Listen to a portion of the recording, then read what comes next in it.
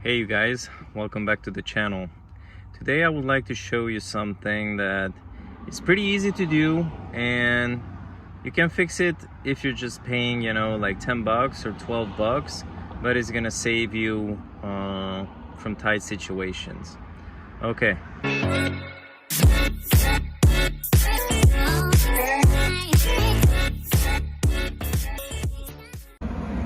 So maybe you guys been in a situation where you just go and buy some groceries, or just trying to go for a drive. You insert the key,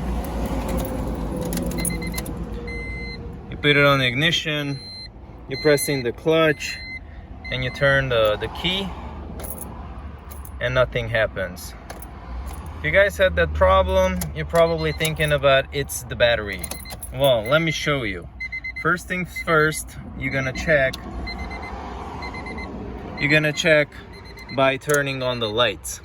If you have lights, if you have lights on the dashboard, you press on the horn and it's working, like sounds healthy, you have the dome light on and everything, that means you have battery.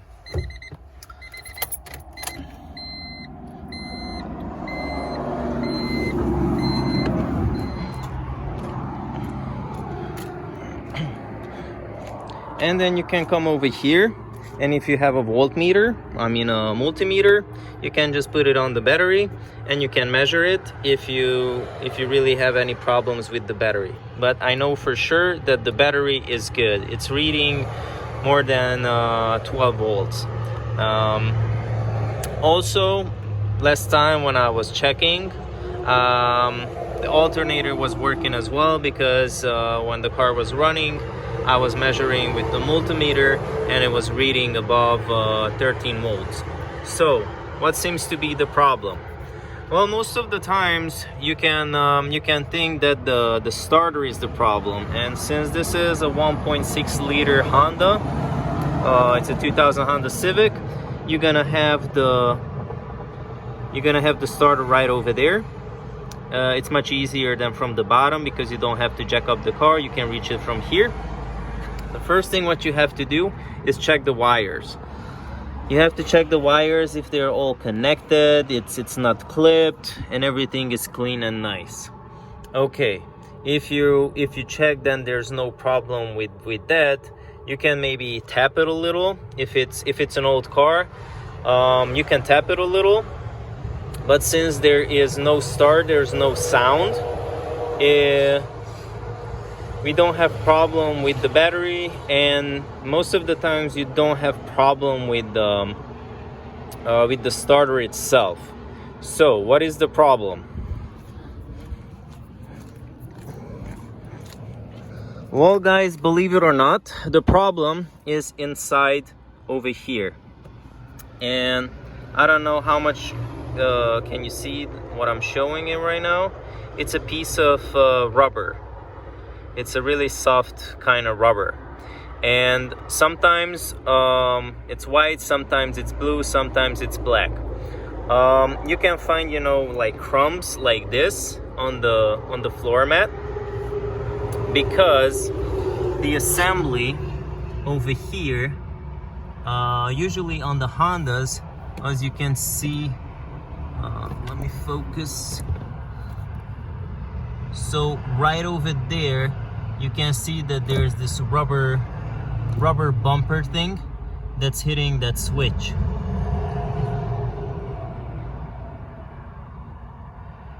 So you see the rubber bumper is hitting that switch, and unfortunately, if the car doesn't start, that is the problem. Well, I have one over here on this switch, but there's another switch hidden a little bit inside over there. Let me see if I can grab it.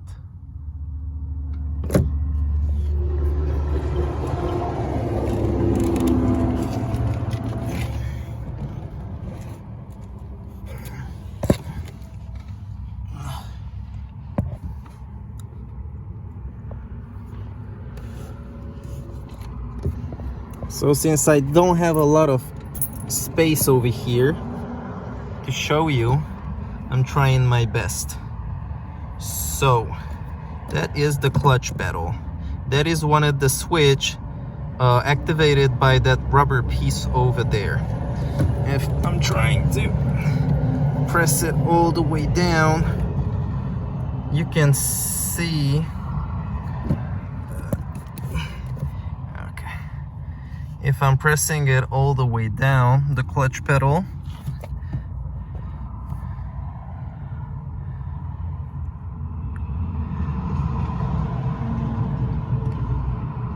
you can see right over there. There's another switch right in the middle. I hope you guys can see it when I'm moving it, the pedal. You see the other one right next to that blue mark? There's missing one rubber feet just like this. You see, there's just a hole. So what you have to do is go on eBay or go to the parts store and ask for these rubber feet for the clutch or for the brake pedal. And once you remove it, the whole thing gonna start up. Okay guys, so one more time. If you have an old Honda or old Acura, or probably most of the older generation Japanese cars, especially with a clutch, they're gonna have this mechanism where you have to press on the clutch to activate the starter and activate the ignition.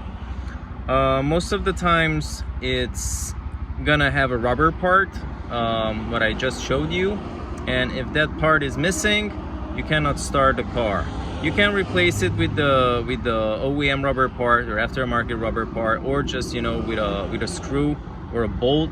That's maybe gonna be a little difficult because you don't have enough space to get in there or fix it. But you don't have to worry about. That's the first thing you should look for.